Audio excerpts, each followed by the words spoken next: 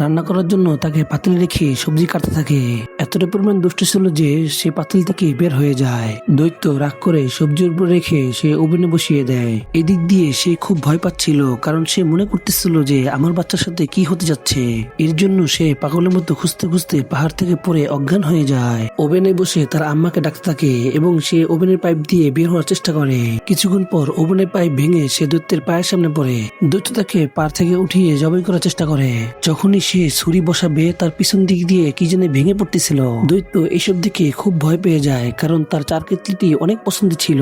এটাকে সে সুন্দর করে বাক্সের মধ্যে রেখে দেয়। বাচ্চাটি এসব দিকে তার মাথায় বুদ্ধি এসে যায়, কারণ সে মনে করতো যে কাঁচের প্লেট ভেঙে ফেললে তার অনেক ক্ষতি হয়ে যাবে। দৈত্যের কাছের জিনিস খুব পছন্দের ছিল এবং কি তাকে মারার জন্য ধরার চেষ্টা করে। বুদ্ধি করে ড্রামের রশি ছিঁড়ে দেয় যাতে তার কাছের জিনিসটি ভেঙে পড়ে। এসব দেখে সে বলতে থাকে, প্লিজ এটাকে ফেলে দিও না, কিন্তু ছাগলের বাচ্চাটি তা ফেলে দেয়। কাছের জিনিস পড়ে যাওয়ার পর দৈত্য মন খারাপ করে বসে থাকে, কিন্তু দৈত্যের মন খারাপ দেখে ছাগলের বাচ্চাটির খুব মন খারাপ লাগে। এসব দেখে বাচ্চাটি তার জন্য চা নিয়ে আসে এবং তার কাঁধে উঠে তারা দুজনেই চা খেতে থাকে। এর কিছুক্ষণ পর তার মা চলে আসে তাকে নিয়ে যাওয়ার জন্য।